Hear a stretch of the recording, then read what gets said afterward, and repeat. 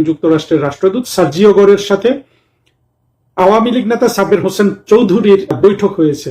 মার্কিন যুক্তরাষ্ট্র তারা কিন্তু বুঝবে যে আওয়ামী লীগ ছাড়া উপায় নাই। এই দিক থেকেই আসলে সাব্বির হোসেন চৌধুরীর সাথে সার্জিও গোরের বৈঠকটাকে দেখতে হবে। আর মাশাআল্লাহ আমাদের সুখের কথা হলো যে সাব্বির হোসেন চৌধুরী তো আওয়ামী লীগ নেতা হিসেবে এবং কূটনীতি বলুন, আন্তর্জাতিক অঙ্গনে চলাফেরা, বিশ্ব নেতাদের সাথে মেলামেশা, এগুলোর দিক দিয়ে সাব্বির হোসেন চৌধুরী একেবারে একটা অনবদ্য পজিশনে আছেন। বাংলাদেশে এখন যত মানুষ অবস্থান করছে তাদের মধ্যে আসলে রাজনীতিবিদদের মধ্যে সাব্বির হোসেন চৌধুরীর চেয়ে ম্যাচিওর, অন্তত আন্তর্জাতিক অঙ্গনে যে আমরা যে অশোভন বাংলায় বলি যে খেলার জন্য তো সাব্বির হোসেন চৌধুরীর মতো এরকম তুখোড় রাজনীতিবিদ কম আছেন। মানে উনি আসলে খেলোয়াড় না, উনি হলেন প্রজ্ঞার সাথে এগুলোকে হ্যান্ডেল করার মতো, এগুলোকে ঠিকভাবে ম্যানেজ করার মতো এরকম একজন নেতার সাথে সার্জিও গোরের বৈঠক। এবং সার্জিও গোর বোঝেন, সাব্বির হোসেন ঢাকায় উনি যে সার্কাসের মধ্যে পড়েছিলেন, খলিল, তারেক রহমান, আমার অন্যান্য ভিডিওগুলো যদি আপনারা দেখে থাকেন আমি সেই সার্কাসটা বর্ণনা করেছি, এখানে যাচ্ছি না। সেখানে সাব্বির হোসেন চৌধুরীর সাথে বৈঠক হওয়ার পরই তো সার্জিও গোরের কিন্তু চেহারা পরিবর্তন হয়ে গেছে নিশ্চিতভাবে। এবং আওয়ামী লীগ ছাড়া আসলে কারো স্বার্থ রক্ষা হবে না, প্রত্যেকটা পরাশক্তি কিন্তু ক্রমে বুঝতে পারছে। অদূর ভবিষ্যতে আপনারা দেখবেন যে বাংলাদেশের বাস্তব অবস্থা বিবেচনা করে প্রতিটা রাষ্ট্র ঘুরে ফিরে আওয়ামী লীগের কাছে আসবে। আর বাংলাদেশের অর্থনীতি যেহেতু তারেক রহমান তুলতে পারছেন না, ইউনূস যেহেতু ধ্বংস করে দিয়ে চলে গেছে, ফলে বাংলাদেশের মানুষও কিন্তু এখন ক্ষুধার জ্বালায় ফিরে আসবেন কিন্তু শেখ হাসিনার কাছে। এখন আর এটা বলার অপেক্ষা রাখে না যে শেখ হাসিনাকে যে উনি যে ডিসেম্বরে আসবেন, সেই ডিসেম্বরে আসার পরে বাংলাদেশে কি পরিস্থিতি হবে, ততদিনে মানুষ আরো বেশি ক্ষুধার্ত হবে। তারই পরিপ্রেক্ষিতে কিন্তু মার্কিনীরাও যে প্রস্তুতি নিচ্ছে তার একটা প্রমাণ হলো সাব্বির হোসেন চৌধুরীর সাথে এই সার্জিও গোরের বৈঠক। এই জায়গায় আমি যেটা দেখতে পাচ্ছি, বাস্তবে যেটা দেখা গেছে যে গোরের সাথে ইউনূসের দেখাই হয়নি, ফলে আসলে ইউনূসকে তারা যে তাদের খাতা থেকে বাতিল করে দিয়েছেন এইটা বোঝা যায়। তবে পরিপূর্ণভাবে বোঝা যাবে তারেক রহমান সাহেব তার রাষ্ট্রপতি পদে নমিনি দেওয়ার পর। কারণ তারেক রহমান যদি ইউনূসকে রাষ্ট্রপতি না করেন আমরা তো খুশি হব, কিন্তু এটা তো আবার এক ধরনের চুক্তিভঙ্গ হয়ে যায়, তাই না? সেটার জন্য আবার তারেক রহমান সাহেবকে কোনো না কোনো পর্যায়ে তো কাফারা দিতেই হবে। সব মিলে আমাদের জন্য আসলে অনেক কিছু দেখার আছে। আপনি দেখেন তারেক রহমানের সামনে বিপদ, ইউনূসের সামনে বিপদ, জঙ্গিদের সামনে বিপদ। এখন আশার আলো এবং সুখের পথ, আলোর পথ কিংবা ভরসার পথ শুধু আওয়ামী লীগের সামনে। অর্থাৎ সামনের দিনগুলো বিএনপি এবং 24-এর জঙ্গি কোয়ালিশনের জন্য যতটাই কঠিন, আওয়ামী লীগের জন্য কিন্তু ততটাই সহজ। হ্যাঁ, এই কথা শুনলে অবশ্য জঙ্গিদের পক্ষে অনেক বিশ্লেষক বলে যে যখনই শেখ হাসিনা আসার কথা আসে ওরা সবাই কিন্তু এক হয়ে যায়, অর্থাৎ বিএনপি, জামাত, এনসিপি, হেফাজত, তারা তো সবসময় এক। কিন্তু সেনাবাহিনী কি তাদের পক্ষে থাকতে পারবে? অতীতে তো এমন কোনো উদাহরণ নাই যে সেনাবাহিনী এরকম পরিস্থিতিতে দুর্বলের পক্ষে ছিল। আর সেনাবাহিনী যদি আজকেও যদি এই বিএনপি, এনসিপি আর জামাতের কাছে না থাকে, তাহলে তো বাংলাদেশ আওয়ামী লীগের জন্য 1 ঘন্টার ব্যাপার পুরো বাংলাদেশে তাদের কর্তৃত্ব প্রতিষ্ঠা করার জন্য, তাই না? এই দিকটা বিএনপি যদি এখন ভাবে ভালো করে, তারা হয়তো আগে ভাগে আওয়ামী লীগের সাথে সন্ধি করবে, নতুবা আসলে বাংলাদেশ যে শেখ হাসিনার হাতে আওয়ামী লীগের হাতে চলে যাচ্ছে, এইটা যেমন একদিকে ফরগন কনক্লুশন অর্থাৎ হবে, আরেকদিকে এটা কিন্তু এমনকি বিএনপির জন্য একটা এক্সিস্টেন্সিয়াল থ্রেট হবে, বিপদ হবে। আশা করি প্রধানমন্ত্রী তারেক রহমান আপনি এই জিনিসটা একটু ভেবে দেখবেন, ভেবে দেখে আপনার নিজের ভবিষ্যৎ এবং আপনার দলের ভবিষ্যতের জন্য যেটা ভালো হয় সেটা আপনি করবেন। কিন্তু ইউনূসের কিন্তু কোনো বৈঠক হলো না। এই বিষয়টার সিগনিফিকেন্স আমাদের একটু খুঁজে দেখা দরকার। আমাদের চলমান ঘটনা প্রবাহে বিশেষ করে গত 2-3 দিনে সার্জিও গোরের ঢাকা সফর নিয়ে অনেক আলোচনা হয়েছে এবং সকল পক্ষ, প্রায় 2-1 জন বাদ দিয়ে সকল পক্ষ বলছিল, বিশেষ করে ছদ্মবেশী ইউনূসের পক্ষগুলা যেগুলা তারেক রহমানের বন্ধু হিসাবে পরিচয় দিয়ে কন্টেন্ট ক্রিয়েট করে, ওরা বলছিল যে সার্জিও গোরের বাংলাদেশে আসার কয়েকটা কারণের মধ্যে একটা কারণ ছিল যে ইউনূসকে প্রেসিডেন্ট তৈরি করার জন্য তারেক রহমানের উপর প্রেসার ক্রিয়েট করা। এতে তো কোনো সন্দেহ নাই যে তারেক রহমান আর ইউনূসের মধ্যে একটা আন্ডারস্ট্যান্ডিং হয়েছিল, লন্ডনে নাকি চুক্তিও হয়েছিল যে তারেক রহমান প্রধানমন্ত্রী হবেন, ইউনূস হবেন প্রেসিডেন্ট। এবং ইউনূস প্রেসিডেন্ট হওয়ার জন্য কিন্তু দীর্ঘ হোমওয়ার্ক করেছেন। সেই জুলাই সনদ নামে একটা জিনিস উনি তৈরি করিয়েছেন, অনেক বাংলাদেশের শত কোটি টাকা খরচ করিয়ে আলী রিয়াজের মতো চিহ্নিত বিদেশিগুলোকে এবং বাংলাদেশের শত্রুদেরকে নিয়ে এসে হাজার কর্মঘণ্টা দেশের নষ্ট করে, দেশের সম্পদ নষ্ট করে, দেশের ইনফ্রাস্ট্রাকচার আমাদের মিটিং রুম গুলা নষ্ট করে ফরেন সার্ভিস একাডেমির এইটা তৈরি করা হয়েছিল যে ইউনূস প্রেসিডেন্ট হবে, তারেক রহমান প্রাইম মিনিস্টার থাকবে এবং ইউনূস অত্যন্ত ক্ষমতাশালী প্রেসিডেন্ট হবে এবং প্রেসিডেন্ট প্রাইম মিনিস্টারের মধ্যে ক্ষমতার ভারসাম্য রক্ষা করা হবে। ইউনূস কিন্তু আমৃত্যু বাংলাদেশের বিভিন্ন পদে থাকতে চায়, মৃত্যুর আগে সে আর কিন্তু কোনো ঝামেলায় যেতে চায় না, সে এইভাবে রাষ্ট্রপতি বা বড় কোনো পদ নিয়ে মৃত্যুবরণ করতে চায়। ইউনূসের এই ডিজায়ার কিন্তু ক্লিয়ার হয়ে গেছে এবং সবাই ধারণা বলছিল যে সার্জিও গোর এসে ইউনূসকে অনেক কিছুর পাশাপাশি ইউনূসকে রাষ্ট্রপতি হওয়ার জন্য তারেক রহমানকে চাপ দিবে। কিন্তু বস্তুত দেখা গেল যে সার্জিও গরের সাথে ইউনূসের কোনো বৈঠক হয়েছে এমন কোনো তথ্য আমাদের নাই, অর্থাৎ দুজনের দেখা হয় নাই বলে আমরা ধরে নিতে পারি। এটা তো আগে কখনো দেখা যায় না। এর আগে যখন হিলারি ক্লিন্টন বাংলাদেশে এসেছিল সেক্রেটারি অফ স্টেট হিসাবে, কিংবা মার্কিন যুক্তরাষ্ট্রের আরো এরকম উচ্চ পর্যায়ে যদি কোনো কর্মকর্তা আসে, দু একবার অবশ্য তারা ইউনূসের সাথে দেখা করে নেয়, বাট বেশিরভাগ সময় ইউনূস কিন্তু তাদের সাথে মিটিং করার সুযোগ পেত এবং তারা ইচ্ছে করে ইউনূসের সাথে মিটিং করতো। আপনাদের মনে আছে কিনা, হিলারি ক্লিন্টন যখন বাংলাদেশে এসেছিলেন, উনি দিল্লি থেকে এসেছিলেন, প্লেন থেকে বের হইতে গড়িমসি করছিলেন, তারপরে ওইখান থেকে উনি প্রাইম মিনিস্টার অফিসে গেলেন, আমাদের ফরেন মিনিস্টার দীপু মনির সাথে মিটিং করলেন, কিন্তু পরের দিন ভোরবেলা দেখা গেছে যে হিলারি ক্লিন্টনের দুই পাশে দুইজন, এক পাশে ইউনূস আর এক পাশে ব্র্যাকের মালিক এখন মরে গেছেন এই ফজলে হাসান আবেদ, এই দুটোকে নিয়ে খুব সম্ভবত মার্কিন যুক্তরাষ্ট্রের রাষ্ট্রদূতের বাসায় অথবা ইউনূসের বাড়িতে হতে পারে, আমার এখন খেয়াল নেই, ও এখানে উনি মিটিং করছেন। তাহলে এখন ইউনূসের সাথে সার্জিও গরের বৈঠক হলো না কেন? সার্জিও গর যদিও আমেরিকার পররাষ্ট্রমন্ত্রী নয়, কিন্তু বর্তমানে তো তিনি প্রেসিডেন্ট ট্রাম্পের ঘনিষ্ঠ এবং তাকে গুরুত্বপূর্ণ দায়িত্ব দিয়ে এই অঞ্চলে পাঠানো হয়েছে। এবং সার্জিও গরকে যখন রাষ্ট্রদূত করা হয় তখন কিন্তু ওনাকে শপথ বাক্য পাঠ করিয়েছিলেন মার্কিন যুক্তরাষ্ট্রের ভাইস প্রেসিডেন্ট, যেখানে বাংলাদেশে নিযুক্ত মার্কিন যুক্তরাষ্ট্রের রাষ্ট্রদূতকে শপথ বাক্য পাঠ করিয়েছেন তাদের স্টেট ডিপার্টমেন্ট বা ফরেন মিনিস্ট্রির একজন কর্মকর্তা, যিনি সেক্রেটারি অফ স্টেট রুবিওর নিচে চাকরি করেন। বুঝতেই পারছেন যে সার্জিও গর কত গুরুত্ব দিয়ে থাকেন প্রেসিডেন্ট ট্রাম্প। কিন্তু দেখা গেল যে ইউনূসের সাথে সার্জিও গরের দেখাই হলো না। এখন এটার একটা কারণ হতে পারে যে চালাকি করে হলো না, যে ইউনূসের সাথে যদি সার্জিও গর বৈঠক করে তাহলে যদি সবাই মনে করে যে ইউনূসের হয়ে সার্জিও গর প্রেসার দিতে এসছেন, এটা হতে পারে না, হতে পারে। কিন্তু আরেকটা জিনিস কিন্তু কেউ ভাবছে না, সেটাও হতে পারে যে আসলে ইউনূসকে মার্কিন যুক্তরাষ্ট্র আর পছন্দ করছে না। এবং আমার মনে হয় ওই জিনিসটা হওয়ারই সম্ভাবনা বেশি। মার্কিন যুক্তরাষ্ট্র আসলে যেটা করেছে বাংলাদেশের সাথে, বিশেষ করে জো বাইডেনের আমল থেকে এখন পর্যন্ত যা কিছু হয়েছে, এমনকি তাদের এই যে সর্বগ্রাসী যে বাণিজ্য চুক্তি, এগ্রিমেন্ট অন রিসিপ্রোকাল ট্রেড, এটাও কিন্তু আমি বলবো যে আসলে এক ধরনের উন্মত্ততা, বুদ্ধিহীন, এটা আসলে কোনো ধোপে টেকে না।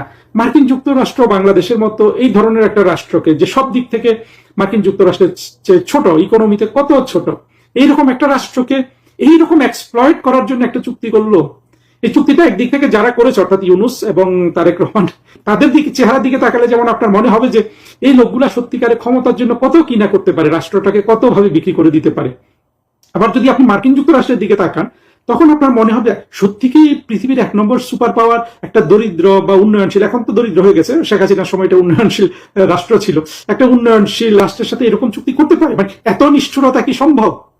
আপনি দেখবেন সিনেমাতে, সিনেমাতে নায়ক ভিলেন তো প্রায় সমান সমান মারপিট করতে পারে, নায়ক যদিও এক সময় জিতে, কিন্তু আপনি যদি নায়ককে বানালেন একটা তেলাপোকা আর ভিলেনকে বানালেন একটা সাপ, সাপ এক চোবলে এক ইয়েতে খেয়ে ফেললো তেলাপোকাটাকে, তাহলে 3 ঘন্টা সিনেমাটা হবে কি দিয়ে?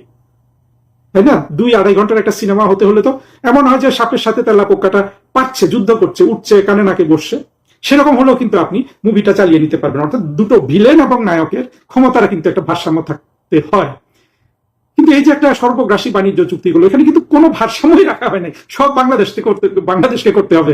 মার্কিন যুক্তরাষ্ট্র যে এখন ক্রমে চীনের থেকে নেমে যাচ্ছে, তাদের যে মহাপরাক্রমশালী ভূমিকা পৃথিবীতে আর থাকছে না, তারা যে এক নাম্বার সুপার পাওয়ার থাকতে পারছে না, এটা বুঝি ওইখানে উঠিয়ে দেওয়া বুঝি বাংলাদেশের দায়িত্ব। অর্থাৎ বাংলাদেশ ওখান থেকে দ্রব্য কিনবে আর মার্কিন যুক্তরাষ্ট্রকে সাপ্লাই করবে, যেটা দিয়ে মার্কিন যুক্তরাষ্ট্র তার 1 নাম্বার স্থান ধরে রাখতে পারেন। বিষয়টা অনেকটা এইরকম হয়ে গেছে। এটা একটা অবাস্তব কল্পনা না? একটু গভীরভাবে ভাববেন। আসলে মার্কিন যুক্তরাষ্ট্র যা কিছু করেছে এখন পর্যন্ত সবকিছু কিন্তু অবাস্তব, অকল্পনীয়। একইভাবে আমাদের দিকে যেগুলো ছিল, এগুলো যে কি পরিমাণ নিষ্ঠুর এবং দেশপ্রেমহীন এই চুক্তি করার ক্ষেত্রে, এটা কিন্তু সুস্পষ্ট। কিন্তু এগুলো কি মার্কিন যুক্তরাষ্ট্র ধীরে ধীরে ভাবছে না? নিশ্চিতভাবে ভাবছে। আর এগুলো যদি ভাবে তাহলে আপনি বুঝতে পারেন যে ইউনূসকে তারা আসলে আর গুরুত্ব দিবে না। অর্থাৎ আরেকটা কারণ হলো ইউনূসকে গুরুত্ব না দেওয়ার, তারা কিন্তু দেখেছে যে তারা পৃথিবীতে যত জায়গায় যত ধরনের নিজস্ব লোকজন তৈরি করেছে নোবেল প্রাইজ বা ইত্যাদি দিয়ে, প্রত্যেকেরই নিজ দেশের জন্য কিছু করার, হ্যাঁ তারা মার্কিন যুক্তরাষ্ট্রের স্বার্থ রক্ষা করবে, কিন্তু নিজের দেশের কিছু করার জন্য তাদের এক ধরনের উদ্বেগ, উৎকণ্ঠা থাকে। যেমন আমরা দেখেছি যে অং সান সুচিকে মিয়ানমারের দেশের জন্য কি কত ভাবে না সে খেটেছে, এখনো জেল খাটছে, তাই না? সে কিন্তু এই রোহিঙ্গাদের বিপক্ষে কথা বলার জন্য ইয়েতে চলে গেছিল, সামরিক যে জান্তা তাকে ছেলে আটকে রেখেছে, এখন দি হেগে চলে গিয়েছিল। মনে আছে আপনাদের এগুলা? ইউনূসের এই ধরনের কোনো গুণই নাই। অর্থাৎ ভিলেনেরও যে কোনো না কোনো জায়গায় একটা গুণ থাকতে হয়, সেই গুণটাও ইউনূসের নাই। এটা তারা স্টাডি করছে না, দেখছে যে ইউনুস ঢুকেই রাষ্ট্রটাকে গ্র্যাব করার জন্য, টাকা করি মানে হস্তগত করার জন্য জঙ্গিরা মিলে, আপনারা যারা আলী বাবা মুভি দেখেছেন, আলী বাবা 40 চোর দেখেন নাই, আমাদের বিখ্যাত অভিনেতা এটিএম শামসুজ্জামান ডাকাতদের ওই সিসিম ফাঁক বলে ডাকাতদের সেই গুহাতে ঢুকে সোনা জহরত হীরার বিভিন্ন স্তূপের উপর কিভাবে লাফ দিয়ে পড়ে, একবার সোনার স্তূপে লাফ দেয়, একবার হীরার স্তূপে লাফ দেয়, একবার অন্যান্য মণি মাণিক্যের স্তূপে লাফ দেয়। ইউনুস কিন্তু রাষ্ট্রের মধ্যে ঢুকে রাষ্ট্র ক্ষমতাটা দখল করে কিন্তু এইভাবে কোন দিক খাবে আর কোন দিক খাবে না এইরকম কিন্তু সে লাফালাফি করে কিন্তু খেয়েছে, মানে সব দিক থেকে আমরা এগুলা জানি। এবং কোনো কোনো হিসাবে দেওয়া হয়েছে ইউনুস প্রায় 40 থেকে 50,000 কোটি টাকার লাভ তুলে নিয়েছে 2 বছরের কম সময় বাংলাদেশের রাষ্ট্র ক্ষমতায় থেকে। আর জঙ্গিরা তো একটা আঙ্গুল ফুলে কলা গাছ হয়ে গেছে, এটা কিন্তু মার্কিন যুক্তরাষ্ট্র লক্ষ্য করেছে। ফলে মার্কিন যুক্তরাষ্ট্রের যদি ওদের তো এমনিতে আর কোনো আসলে জ্ঞান যুক্তি ওদের মধ্যে কাজ করে না, কিন্তু যতটুকুনো কাজ করে সেটার মধ্যেও কিন্তু ইউনুসকে আর আসলে ইউনুস দিয়ে যে তাদের কোনো উদ্দেশ্য পূরণ হবে এইটা আসলে ভাবার কোনো কারণ নাই। সুতরাং এখান থেকে বোঝা যায় যে আসলে যে হাইপটা তোলা হয়েছিল যে ইউনুসকে রাষ্ট্রপতি করার জন্য এরা আসতেও পারে, কিন্তু আবার ইউনুসকে বাদ দেওয়ার সম্ভাবনাই বেশি। কারণ আপনি যদি একটা ঠান্ডা মাথায় যে কোনো সুপার পাওয়ার, সে মার্কিন যুক্তরাষ্ট্র হোক, চীন হোক, রাশিয়া হোক, ভারত হোক, এরাই তো এখন বর্তমান বিশ্বের 4টা সুপার পাওয়ার। তারপরে হয়তো আসবে Japan, Germany, France, UK, Brazil, এই দেশগুলো আসবে। প্রথম 4টা সুপার পাওয়ার তো এখন কে কত নাম্বার সেটা ও বলা যায়, কিন্তু এই 4টা মার্কিন যুক্তরাষ্ট্র, চীন, রাশিয়া, ভারত, এইভাবে আপনি ধরতে পারেন। যাদের মাথায় একটুখানিও বুদ্ধি আছে তারা কিন্তু বুঝবে যে দীর্ঘমেয়াদে ইউনুসকে দিয়ে কোনো কাজ আদায় করা সম্ভব না, স্বল্প মেয়াদে সম্ভব। কারণ এত নিষ্ঠুর, ইউনুসের মতো নিষ্ঠুর দানব আকৃতির, মানে মননে দানব, মগজে দানব, লোভে দানব, এইরকম দানবকে দিয়ে মানে শুধু দানব তো শুধু নিচেরটাই দেখে, ফলে ইউনুসকে দিয়ে আসলে দীর্ঘমেয়াদে কোনো কাজ হবে না। তারা যদি ভাবে আমার আপনার মতো ঠান্ডা মাথায়, তাহলে দেখবে যে বাংলাদেশে আওয়ামী লীগই একমাত্র সবার স্বার্থ দীর্ঘমেয়াদে রক্ষা করতে পারে। অর্থাৎ ভারতের, চীনের, মার্কিন যুক্তরাষ্ট্রের, রাশিয়া সবারই দীর্ঘমেয়াদে একমাত্র আওয়ামী লীগ তাদের স্বার্থ রক্ষা করতে পারে। হ্যাঁ, এখন মার্কিন যুক্তরাষ্ট্রের মতো অবুঝ, শিশুর মতো অবুঝ হয়ে কেউ যদি ঢোকে যেটা সব স্বার্থ আমারই রক্ষা করবে, সেটা তো আসলে হবে না। মার্কিন যুক্তরাষ্ট্রকে সেটা বুঝতে হবে যে তাদের সেই দিন আর নাই। তারা চীনকে ঠেকিয়ে রাখতে পারে না, ভারতকে ঠেকিয়ে রাখতে পারে না। তারা চেয়েছিল রাশিয়াকে ধ্বংস করে দিবে ইউক্রেনের মাধ্যমে, সেটাও তারা করতে পারেনি। ইরানে দেখেন, ইরানে কিভাবে নাস্তানাবুদ হচ্ছে, যদিও ইরানও ধ্বংস হয়ে যাচ্ছে, কিন্তু মার্কিন যুক্তরাষ্ট্র তো বিজয় লাভ করছে না সমাজে। এই জিনিসগুলো যদি তারাও বিবেচনা করে। সার্জিও গরের সাথে বৈঠক করেই কেন ভারতের হাইকমিশনার দীনেশ ত্রিবেদী দিল্লি গেলেন, এই প্রশ্নের উত্তর সহ প্রধানমন্ত্রী তারেক রহমানের কূটনৈতিক জার্নি যে ক্রমশ জটিল এবং সহজ জিনিসও যে তার সরকারের জন্য অত্যন্ত জটিল হয়ে দেখা দিয়েছে, সেই জিনিসটা একটু আলোচনা করব। ত্রিবেদী সাহেবের দিল্লি যাওয়াটা প্রেসিডেন্ট ডোনাল্ড ট্রাম্পের স্পেশাল এনভয় সার্জিও গরের সাথে বৈঠকের সাথে যেমন সম্পৃক্ত, তেমন সম্পৃক্ত কিন্তু প্রধানমন্ত্রী, পররাষ্ট্রমন্ত্রী ডক্টর খলিলের সাথে তার যে বৈঠক হলো সেটা নিয়ে। বৈঠকটা হয়েছে আসলে অস্বাভাবিক রকম দেরিতে। ত্রিবেদী সাহেব ঢাকায় এসে 25 দিন পরে, 25 না মানে 2-2.5 সপ্তাহের মধ্যে কিন্তু রাষ্ট্রপতির সাথে তিনি দেখা করে পরিচয়পত্র পেশ করেছেন। ঠিক একটা আদর্শিক অবস্থান হলে, অর্থাৎ দুটি প্রতিবেশী দেশের সাথে যদি একটা স্বাভাবিক সম্পর্ক থাকে বা বন্ধুত্বপূর্ণ সম্পর্ক থাকে, পররাষ্ট্রমন্ত্রীর সাথে কিন্তু ত্রিবেদী সাহেবের বৈঠক হওয়ার কথা ছিল উইদিন উইক, 1 সপ্তাহের মধ্যে, কিন্তু সেটা হয়েছে প্রায় 1 মাস 5 দিন পরে বা আরো একটু পরে। দিনগুলার হিসাব নাই, এর আগের কোনো একটা ভিডিওতে দিয়েছিলাম। এই যে একটা অস্বাভাবিক দেরি, এটা কিন্তু তারেক রহমান বলুন, খলিলুর রহমান, ইনাদের কূটনৈতিক অপরিপক্কতার শামিল।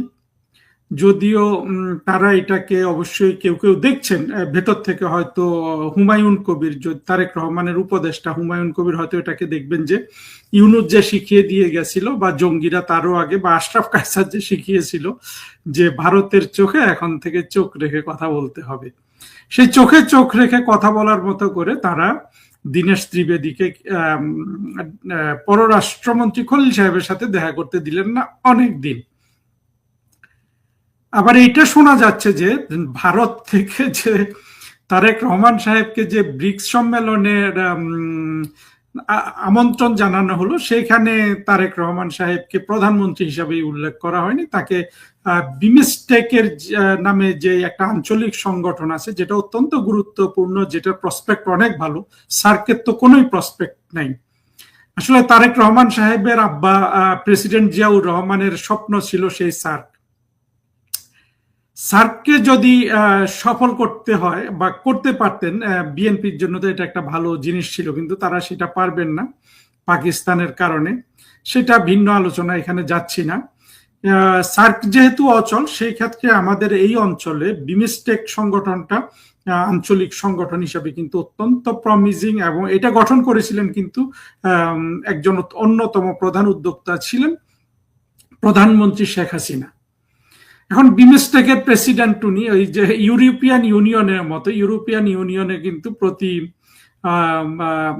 ওখানে কি মাস না বছর ঘুরে একজন করে প্রেসিডেন্ট থাকে, অর্থাৎ প্রত্যেক দেশের প্রাইম মিনিস্টার প্রেসিডেন্ট, ইউরোপিয়ান ইউনিয়নের প্রেসিডেন্ট থাকে। বিমস্টেকেও দেখা যাচ্ছে যে এইটা আছে। 2 বছরের জন্য বোধহয় তারেক রহমান সাহেব প্রেসিডেন্ট, ওনাকে বিমস্টেকের প্রেসিডেন্ট হিসাবে দাওয়াত দিয়েছে, অর্থাৎ হিসাবে দেয় নাই, প্রধানমন্ত্রী হিসাবে দেয় নাই।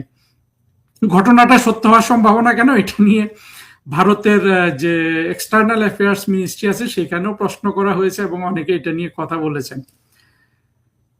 তারেক রহমান সাহেব যদি এই যে চোখে চোখ রেখে কথা বলতে চান, এই যে ভারত মাঝে মাঝে এইভাবে চোখে চোখ রেখে কথা বলবে, তাহলে চোখে চোখ রেখেই কথা বলা হবে।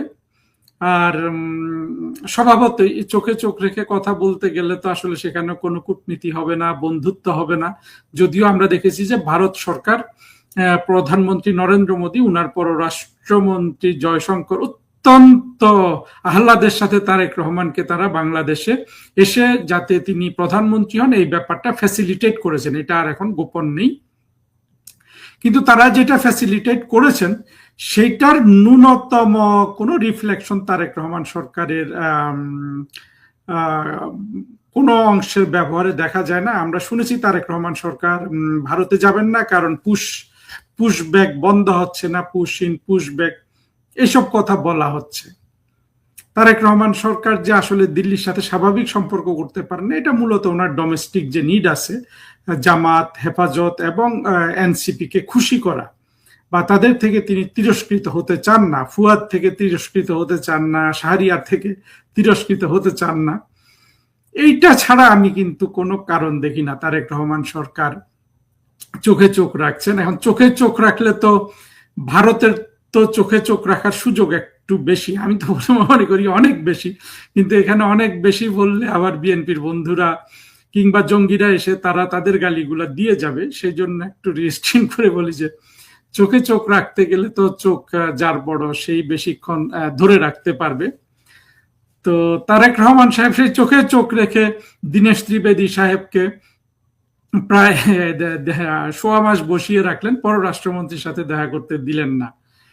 আর দীনেশ ত্রিবেদী সাহেব মন্ত্রীর পদমর্যাদা একজন রাষ্ট্রদূত বা হাই কমিশনার, এটা যদিও সকল হাই কমিশনারেরই সমান গুরুত্ব, কিন্তু দেখা যাচ্ছে যে ক্রমে দীনেশ ত্রিবেদীর এই মন্ত্রী হিসাবে তাকে মন্ত্রীর পদমর্যাদা দেওয়াটাও কিন্তু তার জন্য এক ধরনের অ্যাডভান্টেজ হয়ে যাচ্ছে। এবং দীনেশ ত্রিবেদীর সেই গুরুত্ব তিনি বোঝেন, এবং দেখবেন ঢাকায় দীনেশ ত্রিবেদী যত পাবলিক অ্যানাউন্সমেন্ট করেছেন সেখানে আন্ডারনিথ একটা ফায়ার কিন্তু জ্বলছে, সেটা এখানে আমি সম্পূর্ণ বিশ্লেষণ করব না, কিন্তু অন্তত মুখের কথায় দীনেশ ত্রিবেদী সাহেব অত্যন্ত সৌজন্য বোধ রক্ষা করেছেন, একজন চৌকস রাজনীতিবিদ এবং ডিপ্লোম্যাটের আচরণই করেছেন। পক্ষান্তরে খলিল, যাকে বলা হয়, আমরা তো খলিল সাহেবকে অত সম্মান করি না, আসলে খলিল সাহেব যদিও বাংলাদেশের মানুষ না, বাংলাদেশের পররাষ্ট্রমন্ত্রী, কিন্তু তিনি তো এখন আর বাংলাদেশের মানুষ না, তাই না? তিনি তো মার্কিন যুক্তরাষ্ট্রের নাগরিক, এবং মার্কিন যুক্তরাষ্ট্র হয়ে কিন্তু আমাদের দেশে ঢুকেছেন তাদের এজেন্ডা বাস্তবায়নের জন্য। যদিও খলিলের জন্ম বাংলাদেশে, তবু তো আমরা তাকে সম্মান করতে পারি না, তাই না? যেভাবে বাংলাদেশটাকে আসলে 24-এর জঙ্গি উত্থানের পর ইউনূসের মাধ্যমে বিক্রি করে দেওয়া হয়েছে, যার একজন প্রধান ইনস্ট্রুমেন্ট ছিলেন খলিল, এখন তো তবুও সম্মান করি। তো উনি কিন্তু খলিল সাহেবের যে উনি এত শুনেছি যে ইউনাইটেড নেশনসে চাকরি করছে, আর আবার জাতিসংঘের সাধারণ পরিষদের প্রেসিডেন্টও হয়ে গেছে, কিন্তু সামান্য কূটনৈতিক চাপ কিন্তু উনি সহ্য করতে পারেন না, ওনার চোখে মুখে আতঙ্ক বের হয়ে যায়। আমাকে একজন একটা আতঙ্কগ্রস্ত ছবি দেখালো, যেটা অবশ্য আমি যেটা নিয়ে ভিডিও করেছি, কিন্তু এই ছবিটা তখনও দেখি নাই, যে তিনি যে সার্জিও গোরের সাথে বৈঠক করে সাংবাদিকদের সাথে আলোচনা করছেন, সেখানকার একটা ছবি একজন আমাকে পাঠালো, অত্যন্ত আতঙ্কগ্রস্ত। অর্থাৎ খলিল সাহেব কিন্তু কোনোভাবেই নার্ভটাকে কন্ট্রোল করতে পারছেন না। আর তার পাশে দাঁড়িয়ে ওই উপদেষ্টা হুমায়ুন কবির, হ্যাঁ, শিশুর মতো খ্যাটখ্যাল করে হাসে, দেখতে অত্যন্ত মনে হয় যে এটা আসলে কোনো রাষ্ট্র চলছে না এখানে। কিন্তু এই যে এত কিছুর মধ্যেও কিন্তু তাদের ওই জিনিসটা স্ট্রং, যে ভারতের চোখে চোখ রেখে কথা বলতে হবে। স্বভাবতই দীনেশ ত্রিবেদী সাহেব খলিল থেকে যা শুনেছেন, তারপরে ইয়ের সাথে তার যে আলোচনা হলো, যে সার্জিও গরের সাথে, এই আলোচনাগুলো নিয়ে তিনি দিল্লিতে নিশ্চিতভাবে প্রধানমন্ত্রী নরেন্দ্র মোদীর সাথে আলোচনা করবেন। এবং বর্তমানে ভারত বাংলাদেশ কূটনীতিতে আসলে বড় প্রভাবক তো ভারতের প্রধানমন্ত্রীর কার্যালয়, ঠিক সাউথ ব্লক যেটাকে বলে, পররাষ্ট্রমন্ত্রীর কার্যালয়ে আর নাই। সেই দিক থেকে এটার গুরুত্ব তারেক রহমান বুঝলেও দিতে পারছেন না, কারণ হলো তার অন্য বাধ্যবাধকতা আছে। আর দীনেশ ত্রিবেদী সার্জিও গোর কি আলোচনা করেছেন এইটা কিন্তু কোনো জায়গায় প্রকাশিত হয় নাই। আমরা একটা জিনিস ভুলে যাই, কারণ আমরা সবাই কিন্তু ওই যে শাহেদুজ্জামান দ্বারা আক্রান্ত, তারেক রহমানের সরকার। আর একটা মনিরুজ্জামান হলো এক মেজর জেনারেল, আর শাহেদুজ্জামান হলো ঢাকা বিশ্ববিদ্যালয়ের ইন্টারন্যাশনাল লয়ের সাবেক প্রফেসর। এই ধরনের পাকিস্তানি জঙ্গিরা যখন তারেক রহমান সরকারের উপর ইন্টেলেকচুয়াল বিল্ড আপ করে, প্রেশার, সাথে আছে সাকিব আলী, আমাদের ফরেন সার্ভিসের এক সাবেক অফিসার, এবং লতিফুর রহমান, বিখ্যাত কেয়ারটেকার সরকারের প্রধান 2001 সালের লতিফুর রহমানের মেয়ের জামাই, যদিও মেয়ের জামাই হিসাবে এখন আর নাই, কারণ ওদের মধ্যে ছাড়াছাড়ি হয়ে গেছে। সাকিব আলী, শাহেদুজ্জামান আর মনিরুজ্জামান, মেজর জেনারেল মনিরুজ্জামান এক অবসরপ্রাপ্ত মেজর জেনারেল, সে একটা দোকান খুলেছে থিঙ্ক ট্যাঙ্ক নামে। সেখানে আবার শেখ হাসিনা সরকারেরই সুবিধাভোগী দুই একটা রাষ্ট্রদূত দেখি যে ওখানে ঢুকে ম্যান করে, আধা ইংরেজিও বলতে পারে না এগুলো। আমিও শেখ হাসিনার জায়গায় থাকলে তো এগুলোকে আসলে অনেক আগে বাড়িতে পাঠিয়ে দিতাম, কিন্তু শেখ হাসিনার মায়ার শরীর, অনেক দয়া মনে, একটাকে 3 বছর 5 বছর উনি দিয়েছেন, এক্সটেনশন দিয়েছেন। আওয়ামী লীগের কোনো না কোনো নেতার, অবশ্যই নেতা বলুন বা কারো না কারো রিকমেন্ডেশন, তো তাই একদম গুড ফর নাথিং। ওগুলাকে আবার মনিরুজ্জামান ইদানিং নিয়ে যাচ্ছে, সেখানে ওখানে বসিয়ে দিচ্ছে, এরা দাঁড়িয়ে দাঁড়িয়ে 2 মিনিটের ভিডিও করে তার পরিচয় দিচ্ছে। এত আনকুত লোকগুলো, আনকুত মানে না, আনকুতই বলা যায়, মানে আনসিভিলাইজড আনকুত, কোনো কিছু না শিখে রাষ্ট্রদূত হয়ে টাকা পয়সা কামিয়ে এখন অবসরে গিয়ে মনিরুজ্জামানের সাথে গাঁট বেঁধেছে। এদের না আছে বুদ্ধি, এদের না আছে আসলে কোনো সিস্টেমেটিক শিক্ষা, যে শিক্ষা থাকলে কূটনীতিতে ভালো করা যায়, সেগুলোও এদের কিন্তু নাই। এই অবস্থায় যখন তারেক রহমানের সরকারের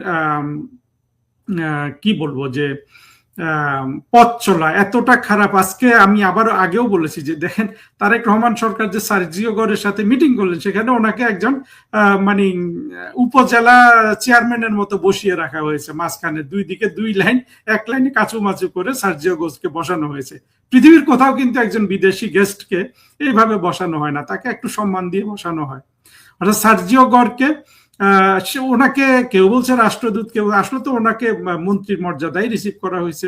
প্রেসিডেন্ট ডোনাল্ড ট্রাম্পের সাথে ওনার যে সখ্য, যা ওনার গুরুত্ব, সেখান থেকে তো মন্ত্রীর নিচে তো তাকে নামানো যায় না। কিন্তু মন্ত্রী না হলেও, শুধু একজন রাষ্ট্রদূত হলেও, কারণ অনেক রাষ্ট্রদূত কিন্তু বাইরে থাকে, যেমন ঢাকায় তাদের অফিস নেই, এগুলোকে বলে কনকারেন্টলি অ্যাক্রিডিটেড, অর্থাৎ সমাবর্তন একই সাথে আর কি দায়িত্ব পালন করছে। তারাও যদি আসে ঢাকায়, তারেক রহমানের উচিত না এইভাবে একজন লর্ডের মতো আলাদা, মানে কোভিডের সময় বসলে না হয় কথা ছিল যে এরকম দূরে, সেটা অর্থাৎ এত ছোট একটা জিনিস দেখারও কিন্তু তারেক রহমানের কেউ নাই। সত্যি সত্যি বাংলাদেশটা যে 2024-এ ধ্বংস হয়ে একটা নতুন বাংলাদেশ হয়ে গেছে, এটা কিন্তু তার প্রমাণ। এটাকে আপনারা গুরুত্ব সহকারে বিবেচনা করবেন। অথচ দেখেন, তারেক রহমানের আব্বা একজন প্রেসিডেন্ট, তারেক রহমানের আম্মা একজন প্রধানমন্ত্রী, তাদের আমলে তো বাংলাদেশের এই দুরবস্থা ছিল না।